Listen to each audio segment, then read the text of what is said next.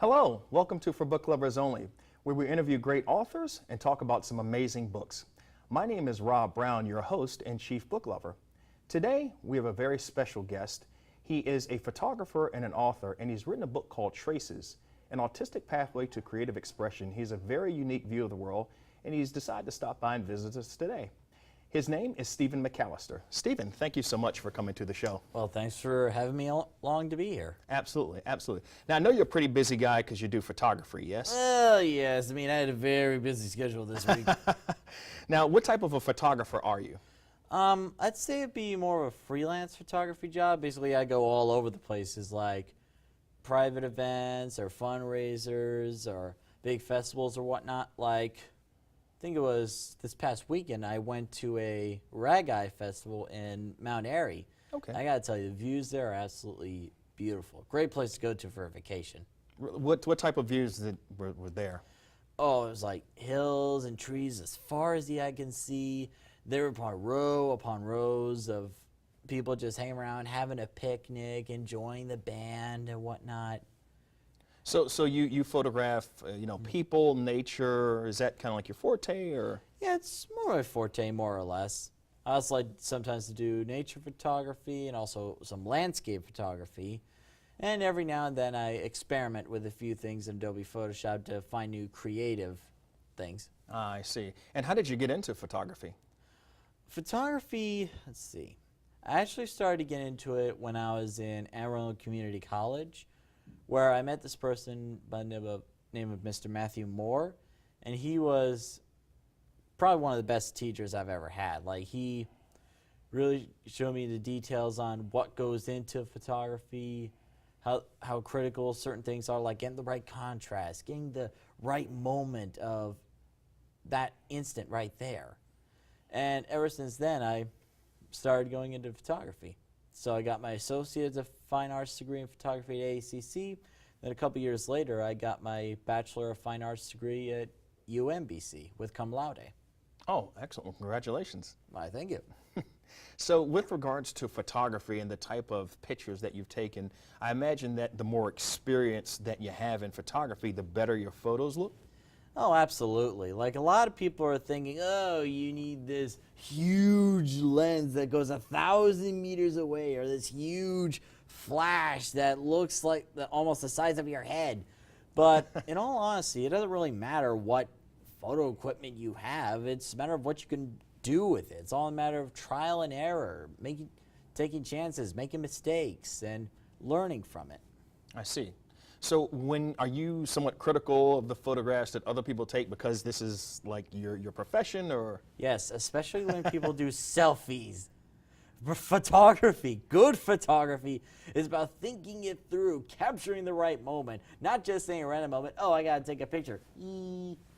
So you're not a selfies fan, and you don't take selfies yourself? I only do selfies like when I absolutely need to, like if I really want to capture a moment and for whatever reason I don't have my camera with me.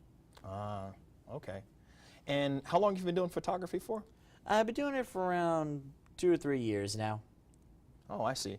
And what exactly do you want to do with your photography career? I mean, do you want to focus in a particular area, or? It's an interesting question because a lot of people would probably go to wedding photography or landscape photography or whatnot, but I want to use my photography in a way that not many people have done before. After all, why bother competing with everyone else when you can just be the first to do something your own? Which kind of leads to the book in question that I made recently. But before I get into that, I have a question to ask. Sure. Do you know about something called autism, or know someone who actually has autism? Yes, I know a little bit about it. Oh, that's good to know. Well, as you may know, a lot more people are being born with autism during these recent years, and thus there's a lot more awareness about it going on.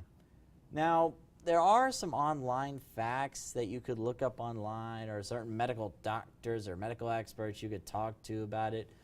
But the question I always thought of was, wouldn't it be best to talk to someone who actually has autism? Someone who's actually lived through it and know what it's like? That's an excellent point. I agree. Yes, it would be good. Like me? So you have autism? Yes, actually. It's kind of a funny story. I kind of noticed something was strange around like at the age of 5. I noticed that while I was in a special ed class, I didn't really behave the same as everyone else. So one day I asked Mom, and I asked her, why am I so different from everyone else? I thought it was the same. And that's when she told me that I had autism. And how she described it was more of a special gift. Back then I didn't know it was a disability. It was just basically, or it is basically, just a little rewiring of the brain here or there. It's nothing too drastic or world devastating. I see. I see. And being autistic, you have kind of a unique perspective of the world around you, yes? Yeah, I'd like to think that since I have a different way of experiencing things than others, I tend to look at things differently. Like some people may see like a giant tree, and I may notice that little ladybug on that little leaf right there. And I've always been thankful for having autism because of that unique perspective, because of the fact that I get to see things in a way that other people probably wouldn't even think about viewing it. It kind of makes my way kind of special. It helps stand out from the rest. I see. And being autistic, and it sounds like you have a unique perspective. You notice things that maybe other people don't. I imagine that you had mentioned earlier it's a disability, but it might be an advantage for you in being a photographer because you can spot things that maybe other photographers would not. Well, that is sort of true. I mean, while autism has its advantages and whatnot, it also has its challenges, per se. Right. Like, there are some times where autistic people or people like me have a hard time reading body language or whatnot, and often sometimes hard time reading or keeping eye contact, hence why my eyes are going all over the place for some strange reason. I mean, and there's also the social skills barrier, which is basically the biggest one of them all. Like, I may be able to talk normally like you and all the other people, but that's because I had years of speech therapy and a lot of exposure in the real world, a lot of, like I said, trial and error. And for someone with autism, getting that outside experience is absolutely essential. Like, you could go to over hundreds of classes or over dozens of schools and learn everything you could, but it won't mean anything unless you know how to interact with the real world. Exactly. Now, do you have friends or family members who are also autistic? Ugh, I could probably count more than how many fingers I have in my hands. It's like almost every other friend I know either has some form of autism, like ADHD, ADD, or Asperger's syndrome, like I do. Other people are just straight up crazy. Let's just put it that way. So tell us a little bit about the different forms of autism. The different forms of autism, it's kind of like a spectrum, if you will. Like, there's very high functioning, and then there's the very low functioning. Asperger's syndrome is on the very high functioning level. It's like at the point where you probably won't even notice it unless that person tells you about it. I see. As you go lower down the spectrum, you may notice a few more things here and there, but the important thing to understand is just because some person may have some lower form of autism, that doesn't exactly mean that they can't cope with normal society just because they don't have that higher up spectrum. It just means they have a bit more challenges than others and most likely different ways of communicating rather than just talking or whatnot. Intriguing. And you're more higher functioning, yes? Yes, but that doesn't mean I get a free pass or whatnot. Like I said, it took a lot of speech therapy and a lot of experience to get to the point where I am now. Exactly, I see. And you actually wrote a book about autism, yes? Oh, yes, actually. Oh, look at that. It's right there. It's called Traces. Tell us a little bit about Traces. It's kind of a funny story because originally Traces started out as another class project from the University of Maryland, Baltimore County. I was taking a digital alternatives class under Mr. Chris Paraguay. Absolutely love that teacher, and everyone who takes the class loves him too. And originally it was about making a certain paintwork, if you will, then scanning it in a special way to a computer where you can add certain art designs on it via Photoshop, like the paint tool or the paste tool or whatnot. And then kind of be creative with making collages, if you will, then printing them out and creating your book by hand rather than just having it produced elsewhere. Originally, I wanted to like think outside the box. I was thinking some kind of nature trail or whatnot. Maybe you have the some twigs on the cover of the book, so that way when people read it, it's like they're getting lost in the woods or something. Or kind of like how the regular businessman gets lost in his Sunday paper. Or is it Saturday paper? I don't know. They print papers both days. So. I don't know. But, yeah, originally it was just an art project, but a couple things happened a while later that really inspired me to make it into an actual professional work. The first thing was, it was probably October a few years ago, when I went to an event to meet a book cover artist by the name of Frank Mowry, and he described books as the ultimate culmination of art, as they have a variety of elements in there that make it whole. Like there's the illustrations in the pages, the literature, the poetry, the type of book binding, the book covers. There's so many elements that go into this beautiful composition. Right. Whereas like if you look at one picture and like, oh, pretty.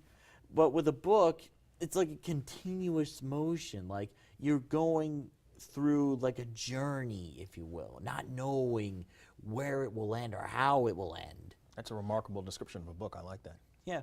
And the other thing was, while I was working with the photography group I'm with, the Umbrella Syndicate, hence why I get to go to all these nice places. When I got to the Umbrella Syndicate, I learned about a group they have along the side called Perfect Publishing, and they help new and upcoming authors help publish their books and get the word out there to other people, you know, kind of make a name of their own out there. So when I heard about that, I figured, okay, I have this art book I made a while back. Wouldn't I be able to give it something more use, like some meaning or something? So I thought long and hard about it, and I figured, oh, wait a minute. There we go. That was a good snap. Yeah, I had a hard time learning this. That was another thing. I couldn't learn how to snap until I was in high school. But I'm getting sidetracked. But anyway, so when I realized what I wanted to do, it kind of inspired me to make a more professional version of the book and give it purpose rather than just looking pretty. Give it a message to convey and something about my personal experience. And thus, Traces was born. Okay. And how long did it take you to write the book from start to finish? Start to finish. Definitely took several months because there was the concept of the idea. Like, I already had the book design made. I just had to, like, add the words to it, give it meaning. But rather than just make it like a long novel or whatnot, I wanted to make it like a short poetry, if you will. Oh. Something nice and simple that everyone can get into, that even kids could get into. Right. I wanted to target both kids and adults, or mainly kids, because what I remember a while back was the reason Disney is so successful the way they are now is because of the fact they target kids. And throughout the years, those kids grow up to be adults, and they remember growing up with Disney, and they introduce their kids to Disney, and that's how they were able to grow. So I figured if you target the kids, you leave a more lasting impression on those. So I wanted to make like a short story, nice, simple, short to the point, but gives a strong message, rather than just filling a novel with long books that kids would just get sick of, then a few seconds later... I see. And the book is relatively short with regards to word count and how many pages, correct? That's correct. It's only about like a few lines per page, but again, it keeps it nice, simple, straight to the point, hopefully not getting too lost in the book. Exactly. And I see you brought an extra copy with you today. Would you mind reading it for us? I did? Oh, yeah, I did. Look at that. Yeah, sure, why not? All right, let me just get to the page. There we go. All right. It's a force of habit. Anyway, when I think about the world, I imagine. When I view the world, I dream. Dreams of wonder, dreams of abstraction, dreams of horror, dreams of agony. Some dreams are peaceful, where ignorance is bliss. Some dreams are painful, where knowledge brings despair. Some dreams get lost, scattered in the wind. Some dreams get caught, snagged upon a hope. No matter what life may bring, I keep nurturing these dreams until one day they become reality. That's excellent. It's short and to the point. I like it. Exactly, and the words are only half the point. If you look real carefully, I'll probably see if I can show it as best I can, there's actually some of the visual work that I talked about earlier. Oh, yes. Very interesting. I like that. And you may notice that a lot of these things involve Native American symbols, and some people may ask, Steven, why did you choose Native American symbols? Well, there's a certain item that they have called a dream catcher, and you may notice it kind of in the background. Right. I've heard about dream catchers. Basically, the idea was they helped capture bad dreams and help preserve good dreams. And some people may be thinking, okay, why a dream catcher? Why daydreaming in the first place? Well, one of the big things about my personal experience about living with autism was I tend to daydream a lot. And I know a few other of my autistic friends tend to daydream too. Like we go off into our own world and imagine a whole lot of other things and whatnot. But what a lot of people don't understand or often miss is that just because we're daydreaming and whatnot doesn't mean we're totally disconnected from the real world or unaware of what's going on around us. I see. A lot of times it's our way of brainstorming, you know, thinking about all the other possibilities before picking which one is the best case scenario, trying to figure out how to get past this problem, what's the solution and whatnot, how could things have been handled better and whatnot. I see. And for those who are watching who may have autistic friends, autistic family members, or those who are actually autistic watching the show, what type of advice would you give them when dealing with someone who has autism? Let's see. That would depend entirely on who's asking. If it was a parent who has a kid with autism, a lot of it's going to be trial and error, but the one thing I must emphasize on, and sorry if I had to look around or break the fourth wall or whatnot, do not homeschool your kids ever. It is the worst thing you could do, or one of the worst things you could do. They need the outdoor experience. They need to get out there and see what there is to see, enjoy what there is to enjoy. Great. And it's how I'm able to grow, and it's how other successful autistic people are able to grow, and you just got to get out there. Now, if it was a friend or whatnot, like I know a couple friends who recently found out they had autism, like they didn't know until a couple years ago. Basically, what I would say then is just because you have autism or some other mental disability or mental disorder, it doesn't mean it's the end of the world. That doesn't mean, oh no, this horrible thing, I got nothing to live for anymore. No, it just means you have a little something extra with you that you would have to live with, and you got to make the most of it. Great, great. Now we're almost out of time. For our Oh, book we are? lovers, yeah, I know it went quick. Oh, but I got 30 other things I to know. say. For the next interview. Aw. So for those who want to learn more about you and about your books, do you have a website or contact information they can reach out to? Actually, I have both of those. Let's see. The best email address to reach me would be steven@theumbrellasyndicate.com. It's probably into some sort of text or whatnot. And there's also the website that I have that people can look up at. It's socalsteve.wix.com/Steven dash no, scratch that. socalsteve.wix.com/autism-art-books. Man, That's a mouthful. That's embarrassing. I created my own website, yet I don't even know what the name of the website is. Don't worry. What's wrong with me? Our viewers will know. Steven, thank you so much. We really appreciate you stopping by, and we hope to see you again soon. Well, I hope to be here again soon. Thanks for Absolutely. having me here. And thank you for tuning in to For Book Lovers Only. Please stop by and visit us at www.forbookloversonly.com. You can also join the village at www.villageconnector.com.